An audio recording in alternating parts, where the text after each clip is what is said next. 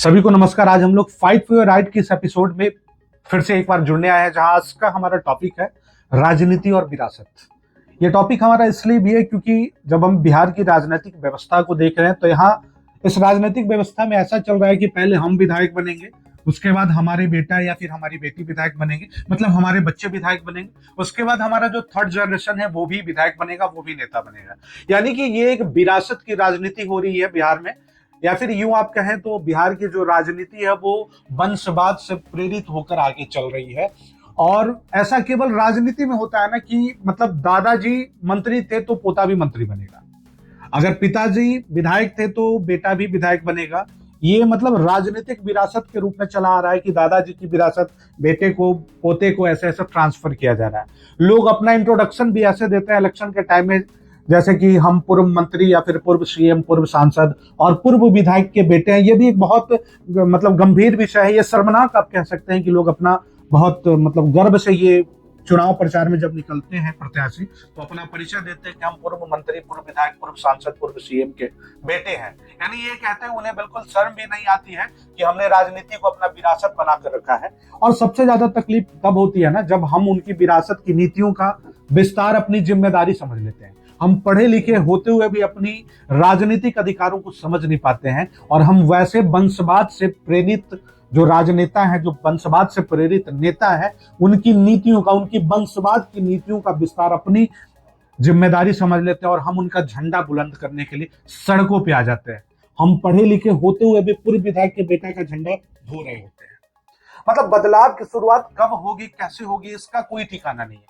किसी में ऐसी सोच नहीं आई है कि वो इस बात को लेकर सोचे कि हम आखिर बदलाव कहां से करें। हम कब तक पूर्व विधायक, पूर्व सांसद और पूर्व नेता के बेटे और उनकी विरासत की जिम्मेदारी संभालें? हम कब तक जय जयकारा लगाएं? हम कब तक पूर्व नेताओं के जनरेशन का झंडा उठाएं?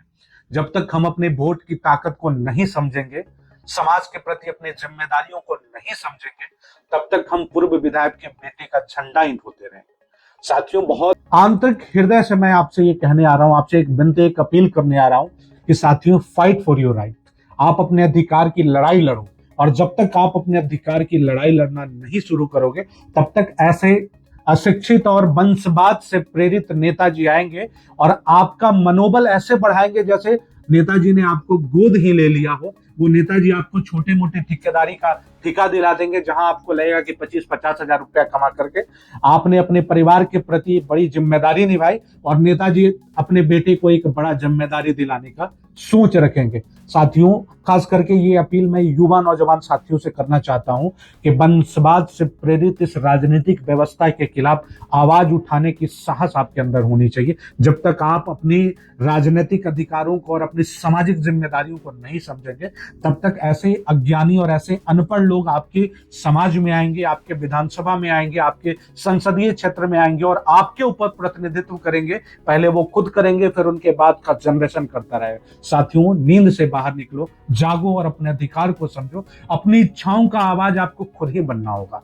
अगर आप चाहते हैं कि आपके अंदर भी नेतृत्व कौशल है, आप भी नेतृत्व कर सकते हैं, आप भी विधायक बन सकते हैं, आप मुखिया बन सकते हैं, आप भी सांसद बन सकते हैं, आपके अंदर भी सामाजिक चेतना है, आप भी समाज का नेतृत्व कर सकते हैं, तो आपको अपनी इच्छाओं का आवाज खुद बनना होगा। और वैसे वंशवाद से प्रेरित नेताओं की नीतियों का विरोध आपको मजबूती से और डट के करना होगा। और ऐसा अधिकार हमें हमारे देश की लोकतंत्र भी देती है, हमारे देश की संवैधानिक व्यवस्था भी हमें यह अधिकार देती है कि हम मजबूती से अपने अधिकारों के लिए लड़ सके। हम अपने भारत के नागरिक होने के अधिकारों की लड़ाई लड़ सकते हैं, हम राजनीतिक अधिकारों की लड़ाई लड़ सकते हैं, हम अपनी सामाजिक जिम्मेदारियों की लड़ाई लड़ सकते हैं, और इसमें हमारे खिलाफ कोई भी नकारात्मक शक्ति हावी नहीं होगी। अपनी काबिलियत का प्रदर्शन आपको खुद ही करना होगा, वरना नेताजी तो आपको अपना गुलाम समझते थे, समझते हैं और आगे भी समझते रहेंगे।